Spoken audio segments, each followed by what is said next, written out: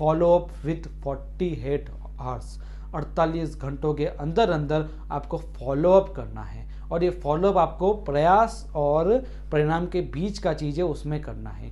आपने किसी व्यक्ति को प्लान दिखा दिया, उसके बाद से 10% लोग आपके साथ ज्वाइन करेंगे, लेकिन एवरेज 90% आपको कोई ना कोई डाउट बताएंगे, कोई ना कोई बहाना करके छोड़ देंगे, आपको टाल देंगे।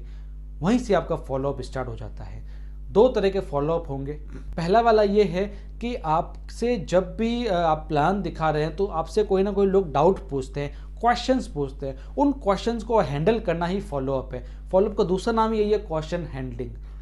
क्योंकि आप जब तक उनके डाउट्स क्लियर नहीं करेंगे तो कैसे काम चलेगा। जैसे ही वो क्वेश्चन पूछते हैं, आप हाथों हाथ उनका आंसर दीजिए एक्साइटमेंट के साथ में। आपने हमारे 10 क्वेश्चंस की सीरीज़ देखी है, इन सीरीज़ में से कोई ना कोई क्वेश्चन जरूर आएगा आपके सामने, तो आप पहले से ही प्रिपेयर रहिए इनको देख के।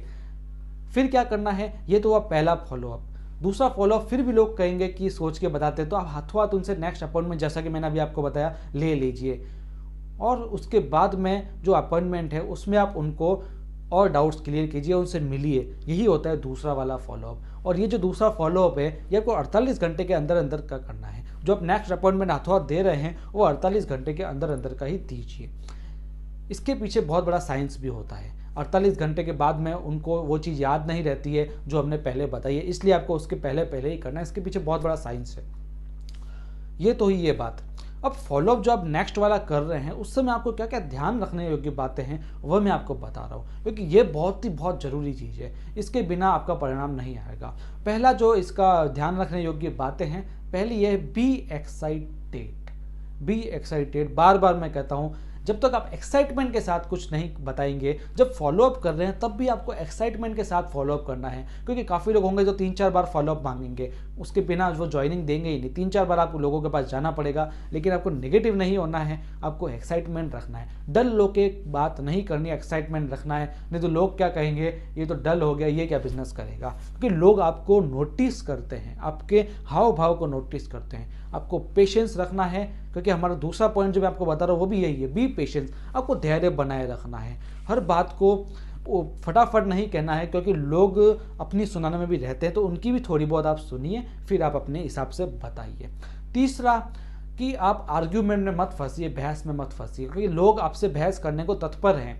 लोग आपको कहेंगे कि यार ये तो प्रोडक्ट अच्छा नहीं है, तो आप उनसे बहस मत कीजिए। हाँ ये अच्छा है, आप कैसे बोल रहे हैं, इस तरीके से बहस करेंगे तो उसका ईगो आड़े आएगा और आपका काम नहीं बनेगा। आपको रिलेशन मेंटेन रखना है, किसी भी हद तक रिलेशन नहीं तोड़ना है, और बहस से रिलेशन बिगड़ता है। तो आपका आर्ग्यूमेंट नहीं करके आप एडवाइस दीजिए, या ऐसे कहिए हाँ कि मुझे भी ये पहले ऐसा लग रहा था लेकिन ऐसा नहीं है। इस तरीके से कुछ ना कुछ करके बात को चेंज कीजिए, लेकिन बहस मत कीजिए।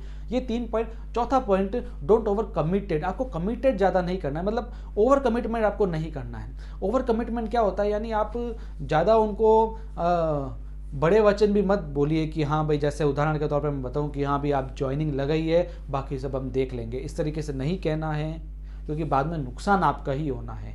जैसा आप करेंगे वैसा ही वो आगे चल के करेगा। तो ऐसा ज्वाइनिंग हमको कोई काम नहीं आएगी। तो इस तरीके से आप ओवर कमिट मत कीजिए। अब नेक्स्ट पॉइंट आपको ध्यान में रखना है कि don't ask open ended questions. क्या मतलब, ऐसे क्वेश्चन मत पूछिए जिनका जो आंसर है आपको नहीं पता है। ऐसे क्वेश्चन पूछिए जिनका आंसर आपको पहले से पता है। मतलब एक उदाहरण बताऊं आपको, तो आप जैसा बोलेंगे प्लान दिखाने के बाद कि ये प्लान आपको कैसा लगा, तो वो गलत भी बता सकता है, फिर आप क्या करोगे।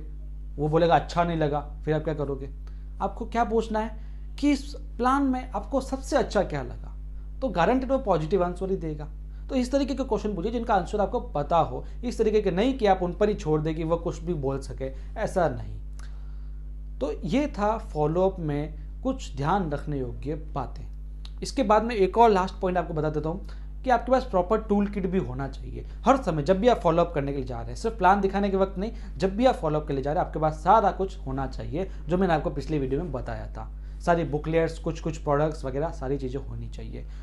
इसके बाद में एक और चीज़ ध्यान रखने योग्य बात है, इमोशनल नहीं होना है। काफ़ी लोग ज्वाइनिंग नहीं हाथों हाथ लगाएंगे, तो आपको इमोशनल नहीं होकर धैर्य बनाए रखना है, उसको फॉलोअप करते रहना है। किसी एक महान जो लीडर था उसने एक चीज़ बताई थी, फॉलोअप तब तक करते रहिए जब तक अगला बंदा पुलिस ना बुला ले। ये एक हंसी मजाक वाली चीज़ है, लेकिन इसके अंदर बहुत बड़ी गूढ़ बात यह है कि जब तक सामने वाला सरेंडर नहीं कर रहा है तब तक आप फॉलोअप करते रहिए, उससे बातचीत करते रहिए। ये बिजनेस ही बातचीत करने का है, और रिलेशन बनाते रहिए। रिलेशन नहीं बनाओगे तो आपका काम नहीं चलेगा, सीधी सी बात है। और एक और बात बता दूं, मैं हर वीडियो में बता रहा हूँ कि जो मैं जानकारियाँ बता रहा हूँ इसको आपको अप्लाई करना है, क्योंकि एक बहुत बड़ा कोट है, गोल्डन स्टेटमेंट है, आप लिख के रख लीजिए कि knowing and not doing is equals to not knowing. यदि आप किसी चीज़ को जानते हैं, उसे अप्लाई नहीं कर रहे, उसे कर नहीं रहे, तो वह नहीं जानने के ही बराबर है। इसलिए अप्लाई जरूर कीजिए जो भी चीज़ें मैं आपको बता रहा हूँ। मिलेंगे अगले वीडियो में, तब तक के लिए धन्यवाद।